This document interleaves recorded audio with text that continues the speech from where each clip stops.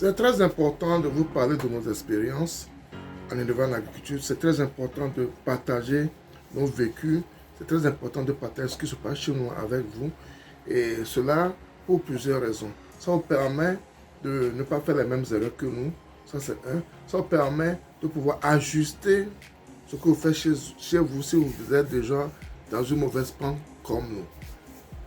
Aujourd'hui, je vais parler de nos canards. Vous savez que j'aime très bien les canards, que nous faisons les canards chez nous, sur notre ferme S2A. Et actuellement, nous avons un problème avec nos canards. Et c'est très important, je vais vous parler de ce problème parce que ça vous permet, vous aussi qui faites l'élevage des canards, d'être à l'écoute de vos canards, d'être à l'écoute de vos animaux et éviter ce problème qui nous arrive actuellement sur notre ferme S2A. Sans plus tarder, passons vite sujet après le générique.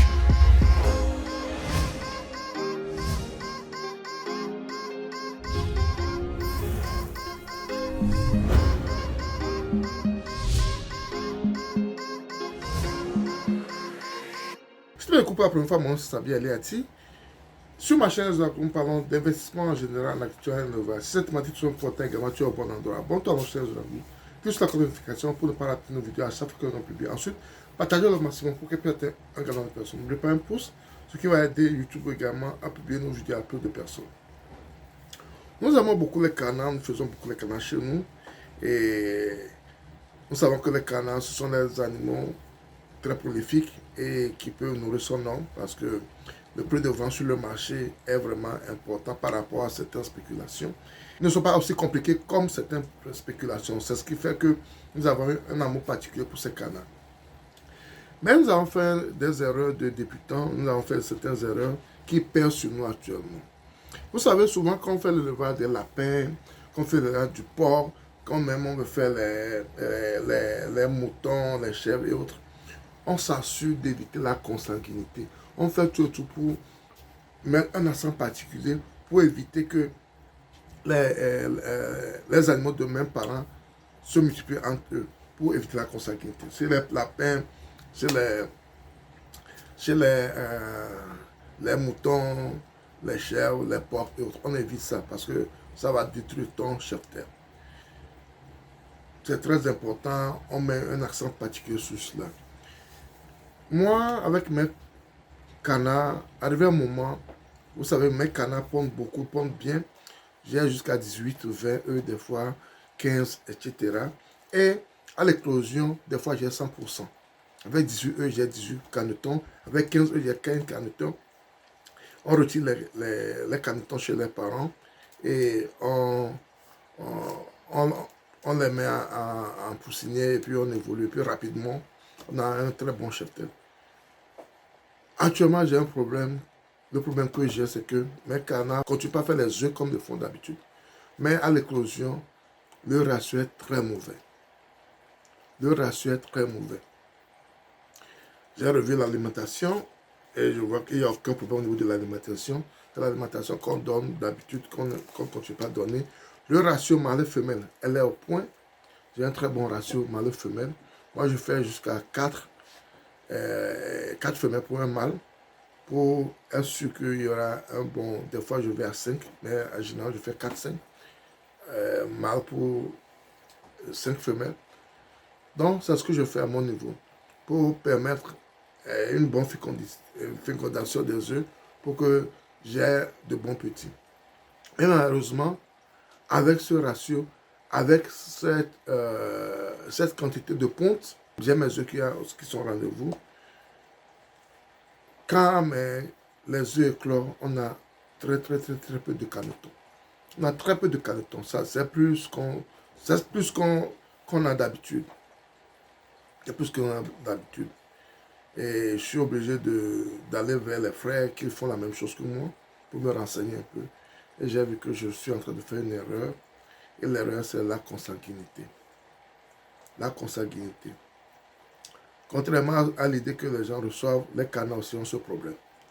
Ils ont ce problème au bout de 2, 3 ans, 1 an, 2 ans, 3 ans, quand vous utilisez les mêmes parents pour la reproduction, vous aurez ce problème. Et c'est ce que nous avons actuellement à notre niveau de la ferme et des ans. Et ça m'a un peu étonné. Je sais que ils ont ce problème, mais je ne sais pas que ça va arriver si rapidement à notre niveau. Et c'est ce que nous avons actuellement. Et actuellement, nous sommes obligés de revoir notre stratégie. Avant, qu'est-ce qu'on faisait? De temps en temps, on achetait de nouveaux géniteurs pour essayer de changer un peu. Mais ça fait un bon bout de temps. Nous sommes préoccupés par certaines choses sur la ferme. On a oublié cet aspect de la chose. Et je pense que nous avons les mêmes canards pour pratiquement 2 ans maintenant. Et là, on a ce problème. On a ce problème de consanguinité. Ce que j'ai vraiment pas imaginé au niveau de mes canards, mais c'est ce que j'ai. Donc, maintenant, nous sommes obligés de revoir nos chefs-terre. Nous sommes obligés de revoir tout ce que nous avons là-bas. Comment faire sortir certains canards et remettre des sangs nouveaux. Et surtout, ce que je fais, c'est qu'on ne va pas prendre les canards chez mes anciens clients. Parce que si on le fait, on risque de refaire la même chose. Donc, nous sommes obligés de trouver de nouveaux clients chez qui on n'a jamais acheté. Et on espère que ce ne sont pas les gens qui ont acheté chez nous une fois pour pouvoir revoir, changer un peu et redynamiser la production. Donc, c'est pour vous dire que la consanguinité est une chose qui est vraie, qui existe aussi au niveau des canards.